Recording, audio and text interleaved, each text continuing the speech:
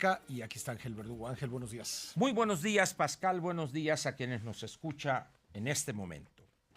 Vamos a cambiar, Pascal, la fecha de la información sobre el IEPS. ¿Por qué razón? Yo no quiero echarle a perder el fin de semana a quien nos escucha, ¿no? Porque a como se ven las cosas, se ven negras. Mira, Pascal, traigo aquí los datos, evidentemente, que se publican en el diario oficial el viernes y entra en vigor al otro día sábado a las 4 de la mañana. El IEPS en las 3 semanas anteriores fue de 4 pesos 29.6 del 11 al 17 de enero. Luego del 18 al 24 subió a 4.79, a 4.71. Y en esta semana, la que empezó el sábado a las 4 de la mañana, y digo empezó esta semana para fines de IEPS, 4.89.5.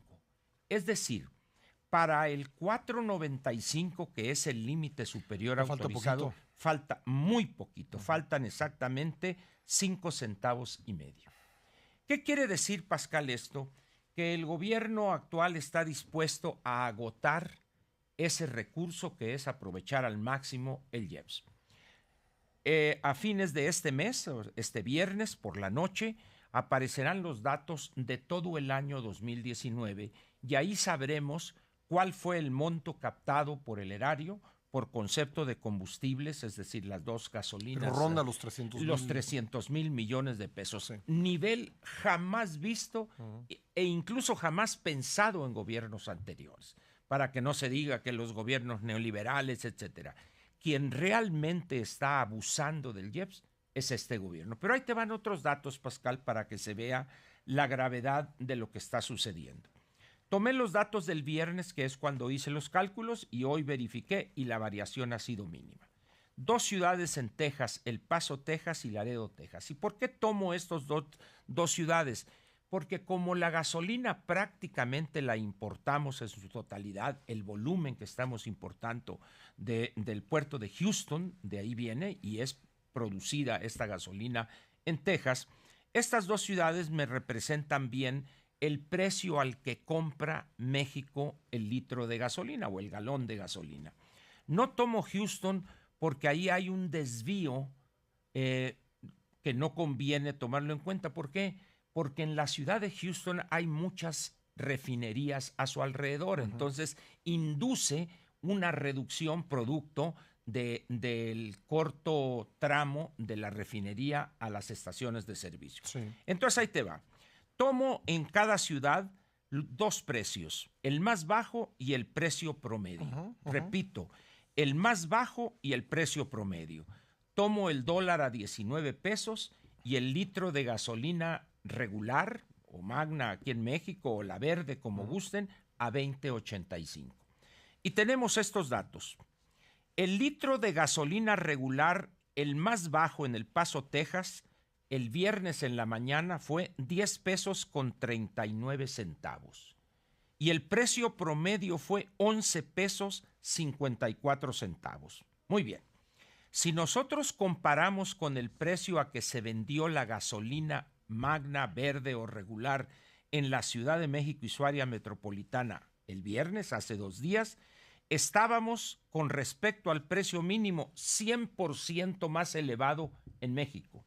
Y con respecto al precio promedio, 80% más elevado. Ahora nos vamos a Laredo, Texas, haciendo las mismas consideraciones.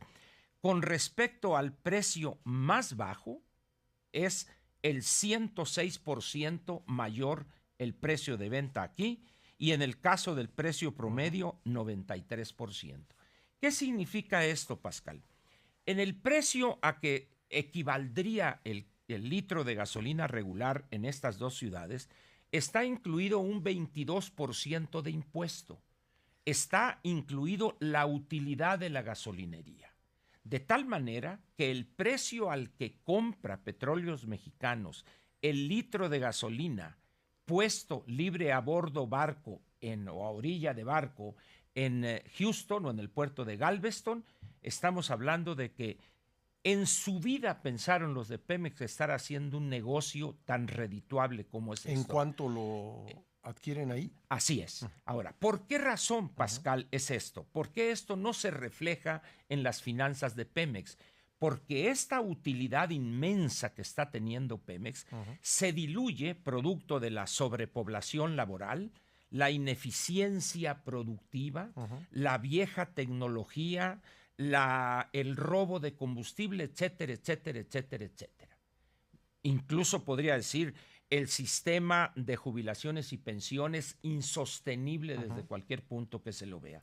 De tal manera que quien viene pagando esas ineficiencias, Pascal, prácticamente es el consumidor. ¿Más o menos en cuánto lo compra Pemex en Yo Galveston? creo que como a unos 7 pesos, más o menos, el litro de gasolina.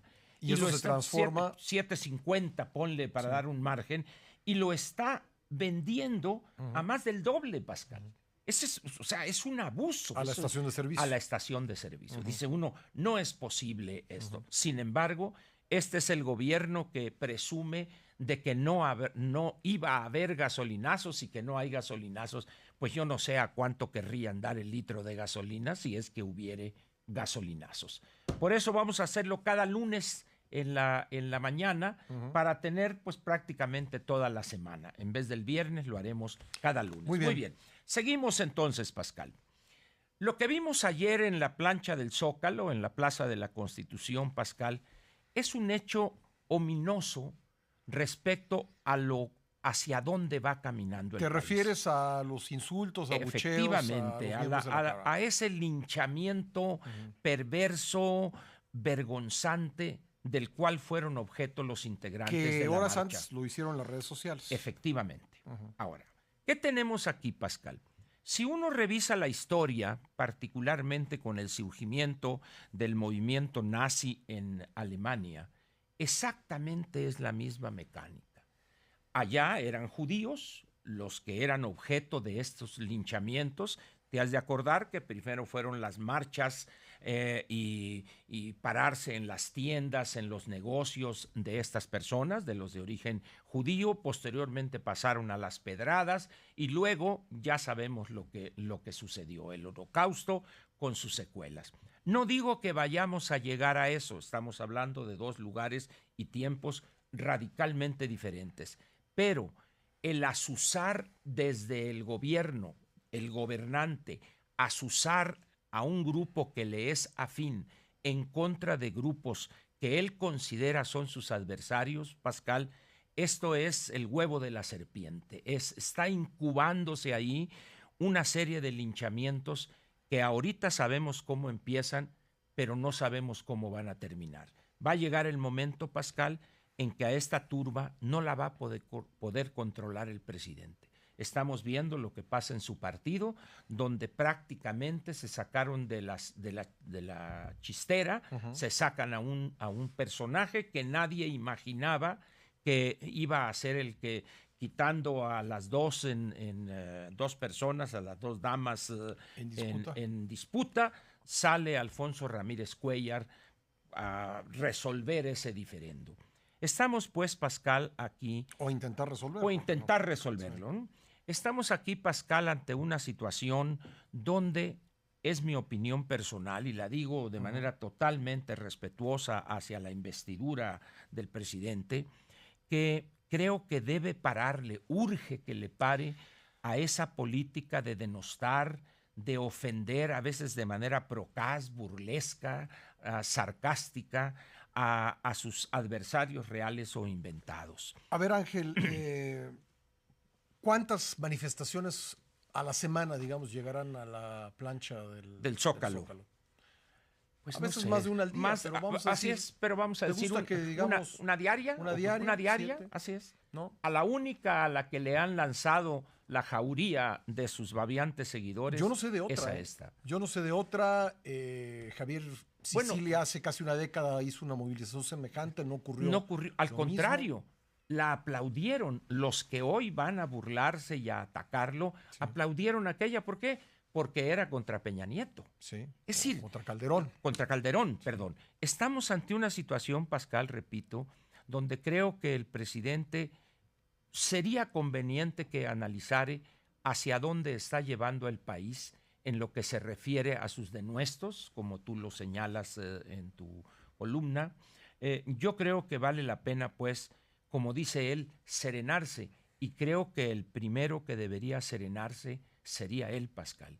Esto no está el país para este tipo de ejercicios de linchamientos cobardes. ¿Con 100 asesinatos al día? Bueno, lo dudo mucho. Así es, efectivamente. Pero agrégale a eso el 0% o quizá un crecimiento negativo. Sí. Este jueves, o sea, en 3 días más, el INEGI dará a conocer las cifras preliminares y quizá 20 días, 21 días después dé a conocer, si no las definitivas, pero vamos a decir las más definitivas que las preliminares, y la sorpresa puede ser muy desagradable, y ya las condiciones para este año, Pascal, ya pintan también mal.